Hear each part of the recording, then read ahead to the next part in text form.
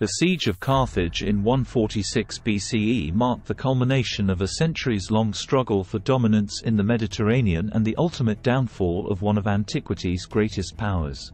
This pivotal event, which saw the complete destruction of the city of Carthage by Roman forces, not only reshaped the political landscape of the ancient world but also left an indelible mark on the collective memory of humankind. This video delves into the historical context, the unfolding of the siege, its aftermath, and the enduring legacy of this monumental event. The city of Carthage, located on the coast of modern-day Tunisia, was once a flourishing metropolis and a formidable maritime power.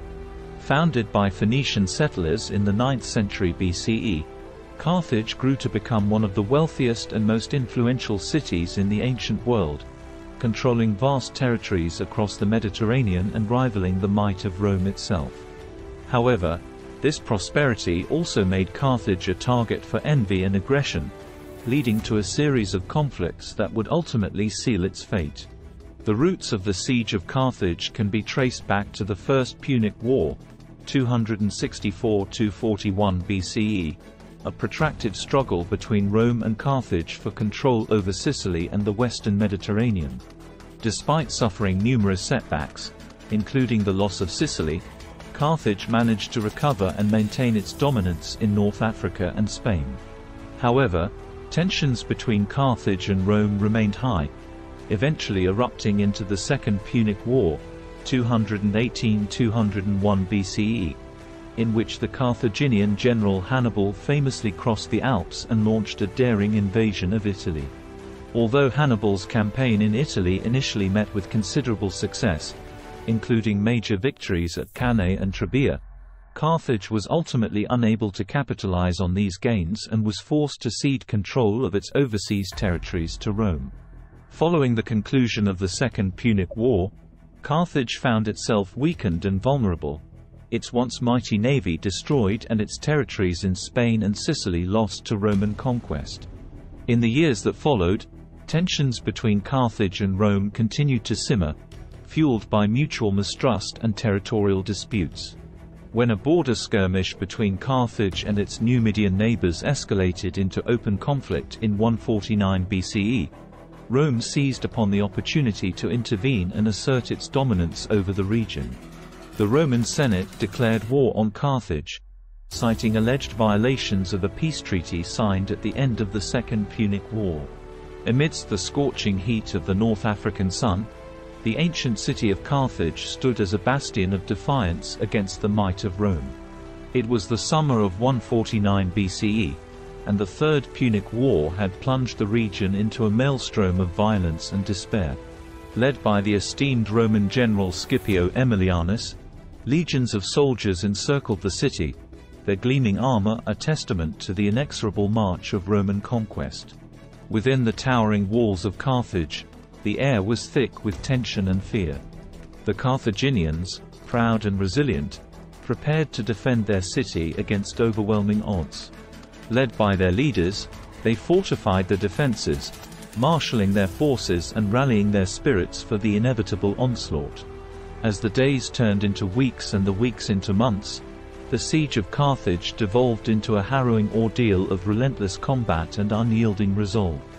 From the ramparts of the city's towering walls, Carthaginian defenders braved the relentless onslaught of Roman siege engines and projectiles, their courage undiminished by the overwhelming odds stacked against them. Every day brought fresh waves of Roman assaults, as Scipio's legions pressed forward with unwavering determination. Catapults hurled massive stones through the air, crashing against the city's fortifications with deafening force, while battering rams relentlessly pounded against the gates, threatening to breach the last line of defense. Yet, despite the overwhelming firepower arrayed against them, the Carthaginians refused to yield. Armed with bows, slings, and javelins, they unleashed a relentless barrage of projectiles upon the besieging forces, inflicting heavy casualties and forcing the Romans to proceed with caution. Every inch of ground gained by the invaders was paid for dearly in blood, as Carthaginian archers and skirmishers exacted a heavy toll upon their ranks. But even as the defenders fought valiantly from the safety of their walls, they could not escape the grim reality of their situation. Blockaded from the sea by the Roman navy, their once thriving port lay silent and deserted, its harbors choked with wreckage and debris. The flow of supplies dwindled to a trickle, and hunger gnawed at the bellies of the besieged, sapping their strength and resolve. Inside the city, the streets echoed with the sounds of desperation and despair as the specter of defeat loomed ever closer. Families huddled together in makeshift shelters, their faces drawn and gaunt with hunger, while the sick and wounded lay languishing in the makeshift hospitals, their groans of pain mingling with the clamor of battle outside. Yet, amidst the chaos and suffering, the spirit of defiance burned bright in the hearts of the Carthaginians. They knew that their cause was just, and they were determined to fight to the bitter end, regardless of the cost. With every arrow loosed and every stone hurled, they defied the might of Rome and upheld the honor of their city, knowing that they fought not just for themselves, but for future generations who would inherit their legacy. As the summer sun of 146 BCE rose over the besieged city of Carthage, the air was thick with tension and foreboding. The defenders braced themselves for the final, decisive assault, knowing that the fate of their beloved city hung in the balance. With the Roman legions breaching the city's defenses and pouring into its streets, the Carthaginians prepared to make their last stand. Every alleyway, every courtyard became a battleground as the defenders clashed with the invaders in a desperate struggle for survival. The narrow streets echoed with the clash of steel on steel, the screams of the wounded, and the thunder of war machines as the two sides fought tooth and nail for control of the city. From the rooftops and windows of their homes, civilians armed with whatever makeshift weapons they could find joined the fray, determined to defend their city to the last. Women and children hurled stones and boiling oil upon the heads of the Roman soldiers below, their courage undiminished by the horrors unfolding around them. But despite their bravery, the Carthaginians soon found themselves overwhelmed by the sheer force of the Roman onslaught.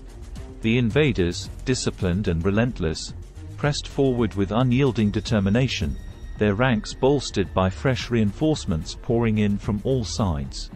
The streets ran red with the blood of the fallen as the defenders fought desperately to hold back the tide of Roman conquest. In the chaos and confusion of battle, the once proud city of Carthage became a scene of unimaginable horror. Tens of thousands perished in the relentless slaughter, their bodies piling up in the streets as the fighting raged on unabated. The air was thick with the stench of death and destruction, mingling with the acrid smoke of burning buildings and the anguished cries of the wounded and dying. Despite their best efforts, the defenders could not stem the tide of Roman conquest. The city's defenses were overrun one by one, its streets falling into the hands of the invaders as the Carthaginians fought on with a ferocity born of desperation. Yet, in the end, they were no match for the overwhelming might of Rome, and as the final bastions of resistance crumbled, the once great city of Carthage lay in ruins, its streets littered with the bodies of the fallen. As the last echoes of battle faded away, a somber silence descended upon the devastated city. The siege of Carthage had come to an end, leaving behind a landscape of destruction and despair. The legacy of Carthage, once a proud and mighty empire, had been extinguished in the flames of war, its memory consigned to the annals of history as a cautionary tale of the perils of unchecked ambition and the horrors of war. As the dust settled and the smoke cleared, Carthage lay in ruins, its once great civilization reduced to ashes. Scipio Aemilianus, standing amidst the devastation, surveyed the scene with a mixture of triumph and sorrow. The destruction of Carthage had been a necessary and inevitable outcome of war, he reasoned, yet the cost in lives and suffering weighed heavily on his conscience.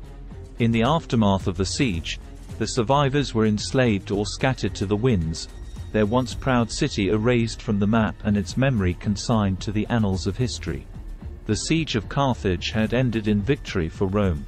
But it had come at a terrible price, a price paid in blood, in suffering, and in the irreparable loss of a civilization that had once stood as a beacon of prosperity and power in the ancient world.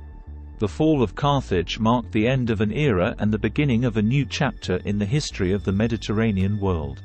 With the destruction of its greatest rival, Rome emerged as the undisputed master of the Western Mediterranean, its hegemony unchallenged and its power unrivaled.